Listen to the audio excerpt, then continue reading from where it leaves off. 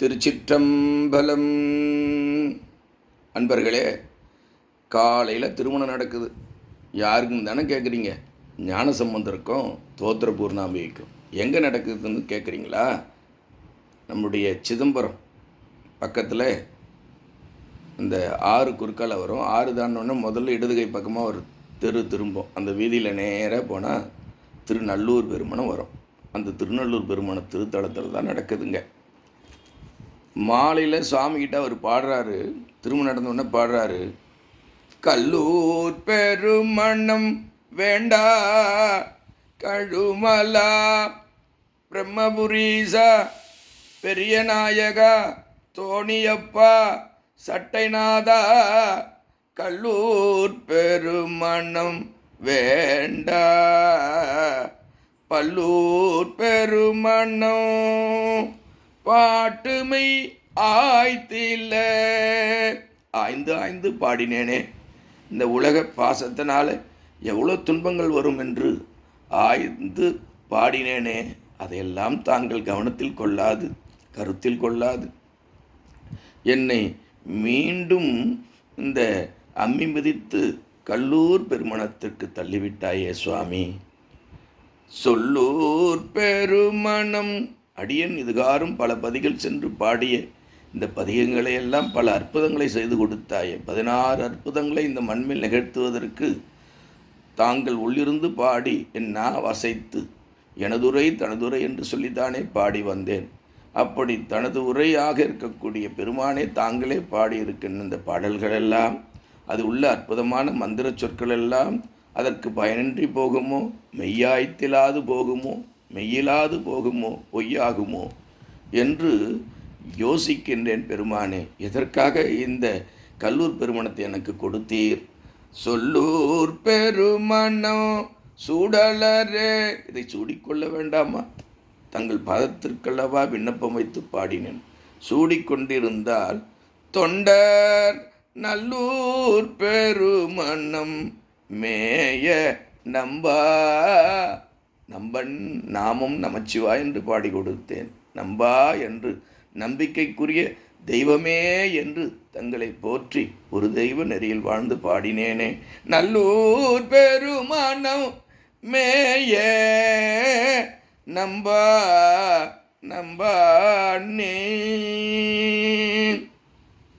அன்புரு சிந்தையராகி அடியவர் நண்புரு நல்லூர் பெருமணம் மேய நின்று இன்புறும் எந்தை இணையடி சிவசிவ சிவசிவ சிவசிவ என்று இணையடி ஏற்றி கொண்டிருப்பதே எமக்கு வேலையாக இருந்தேனே. பெருமானே, சிவசிவா என்று சொல்லாது ஒருபோதும் இருந்தறியேனே. துன்புறுவாரல்லர் தொண்டு செய்வாரே. எனவே பெருமானே, தமக்கு தொண்டு செய்வதே இப்பிறப்பு வழங்கப்பட்டது என்று பதிகங்கள் தோறும் பாட்டுதோறும் சொற்களிலே வைத்து பாடி கொடுத்த அற்புதமான எங்களை வாழ வைத்து கொண்டிருக்கின்ற பிரம்மபுரீசா, தோணியப்பா, சட்டைநாதா, தொண்டர் நல்லூர் பெருமணம் மேய புகுவதற்கு நம்பா ஏன் தாங்கள் ஆவன செய்திலீரே. அன்புரு சிந்தையராகி அடியவர் நண்புரு நல்லூர், தங்களை மட்டுமே தோழமை கொண்டு நட்பு கொண்டு நண்புரு நல்லூர் பெருமணம். நல்லூர் சிவலோகம் என்றல்லவா பாடிக்கொண்டிருந்தேன். இந்த கல்லூரிகளை விட்டு விடுவீரோ, மீண்டும் பிறப்புக்கு வித்திடுவீரோ என்றெல்லாம் ஞானசம்பந்த பெருமானை கேட்டு அன்புரு சிந்தையராகி அடியவர் நண்புரு நல்லூர் பெருமணம் மேய நின்று இன்புறும் எந்தை இணையடியேத்துவார் துன்புறுவார் அல்லர்.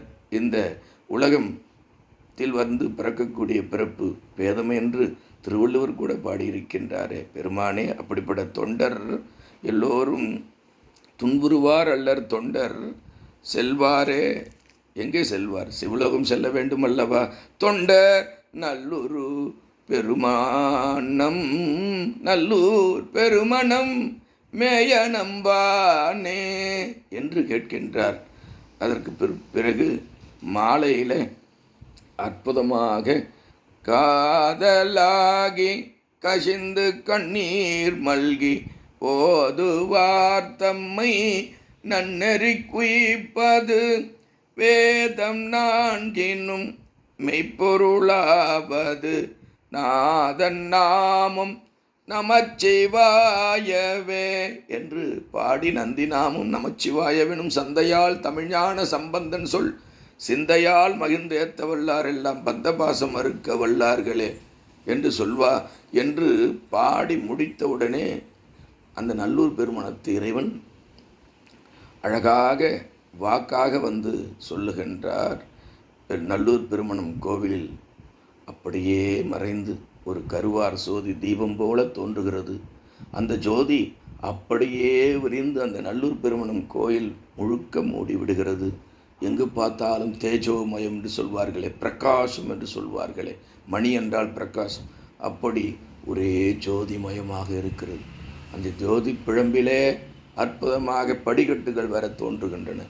எல்லோரும் கைப்பிடித்த மங்கையோடு இந்த திருமணத்திற்கு வந்த அத்துணை பேரும் வருக என்று பெருமான் அழைக்கின்றார். எனவே அந்த திருக்காட்சியை பார்த்த அத்துணை பேருக்கும் குருவாகிய ஞானசம்பந்த பெருமானுடைய தீக்கை கிடைக்கிறது. எனவே அந்த குருவருளாலே திருவருளிலே சென்று சேரக்கூடிய அற்புதமான வாய்ப்பு. எல்லோரும் அந்த ஜோதியிலே செல்லுகின்றார்கள். அப்படி செல்லுகின்ற போது அந்த ஜோதி சுடவில்லை, மாசற்ற ஜோதியாக மலர்ந்த மலர்ச்சுடராக தாமரை குளத்து நீரிலே இறங்கினால் எப்படி சில்லென்று இருக்குமோ அப்படி சில்லென்று குளிர்ந்த ஜோதியாக தன்னார் ஜோதி என்று சொல்வார். தன்னார் தமிழளித்தது தன்னார் ஜோதி. தன்னார் ஜோதியிலே படிக்கட்டுகள் அதிலே ஏறினார்கள். எத்தனையோ கேலக்ஸி உள்ள இந்த பிரபஞ்சத்திலே அதற்கு 7 அண்டத்திற்கு அப்பாலான் என்று திருமந்திரத்திலே சொல்லுவார் திருமூல தேவனானார். அங்கே இருக்கின்ற சிவலோகத்துக்கு இங்கே இருக்கின்ற திருநல்லூர் பெருமணத்து கோவிலிலே சோதி வாயில் படி தோன்றி அதில் ஏறினார்கள். உடனே சென்று சிவலோகம் அடைந்தார்கள் என்று சொன்னால் ஞானசம்பந்தர் குருவிற்கெல்லாம் குரு. அப்படிப்பட்ட அந்த ஞானசம்பந்தருடைய வாக்கை கேட்டு ஒரு தெய்வ நெறி கொண்டு கண்டு கொண்டேன் கண்டது தெய்வீக காட்சி. அந்த நல்லூர் பெருமண ஜோதியிலே செல்லுகின்ற திருக்காட்சி புகுந்தனர்.